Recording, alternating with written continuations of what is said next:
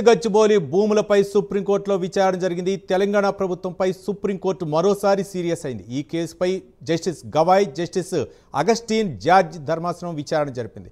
గచ్చిబౌలి భూముల్లో చెట్ల నరికివేతపై తెలంగాణ ప్రభుత్వం అధికారులను మరోసారి సుప్రీంకోర్టు హెచ్చరించింది. గచ్చిబౌలిలో పర్యావరణాన్ని పునరుద్ధరించకపోతే జైలుకు వెళ్లాల్సిందేనని స్పష్టం చేసింది. మొక్కలు నాటకపోతే చీఫ్ సెక్రటరీపై చర్యలు తీసుకుంటామని చెప్పింది. అధికారులు సమర్థించుకునే ప్రయత్నం చేయొద్దని పేర్కొంది. డజన్ల కొద్దీ బుల్డోజర్లు తీసుకొచ్చి చెట్లు నరికారని సుప్రీంకోర్టు తెలిపింది. వారాంతంలో చెట్లు నరకడంలో ఆంతర్యం ఏమిటని ప్రశ్నించింది. సుస్థిర అభివృద్ధికి తాము వ్యతిరేకం కాదని చెప్పింది. చెట్ల నరికివేతను సమర్థించుకోవద్దు, వాటిని ఎలా పునరుద్ధరిస్తారో చెప్పాలని ప్రభుత్వాన్ని సుప్రీంకోర్టు ప్రశ్నించింది. తదుపరి విచారణ జూలై 23కు వాయిదా పడింది. దీనిపై మరింత సమాచారం మా కరెస్పాండెంట్ ప్రవీణ్ అందిస్తారు. ప్రవీణ్.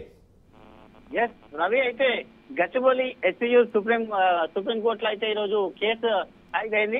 గచ్చిబౌలి భూముల గురించి అయితే సుప్రీంకోర్టులో తీర్పు వెలువడిందనే చెప్పాలి.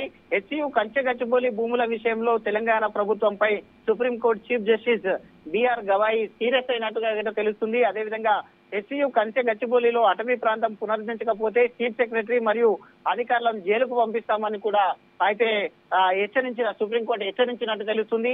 అదేవిధంగా ఎస్సీయూ గచ్చిబౌలి భూములపై విచారణ సందర్భంగా సిజేఐ కీలక వ్యాఖ్యలు కూడా చేశారు. అదేవిధంగా అన్ని సక్రమంగా ఉంటే సెలవు సమయంలో ఎందుకు పనిని ప్రారంభించారు, సోమవారం చేసుకోవచ్చు కదా అని ప్రభుత్వానికి క్వశ్చన్ కూడా చేసినట్టు తెలుస్తుంది.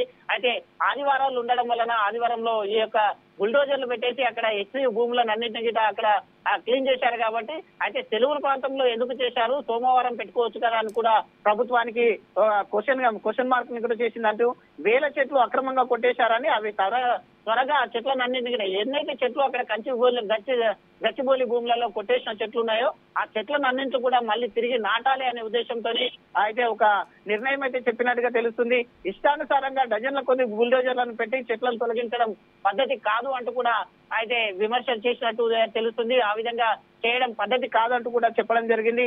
ఇదంతా ముందస్తు పథకం ప్రకారమే చేసినట్టు కనిపిస్తుంది అని కూడా కోర్టు తీవ్రంగా అయితే తెలిపిన నేపథ్యంలో ఇదంతా ముందుగానే డజన్ల కొద్ది అక్కడ ఉన్నటువంటి బుల్డోజర్లను తెచ్చేసి మొత్తం టోటల్ గా గచ్చిబౌలి భూములను నేలమట్టం చేయాలనే ఉద్దేశంతోనే ఈ విధంగా చేశారు కాబట్టి ఖచ్చితంగా అక్కడ చెట్లను నాటాలి.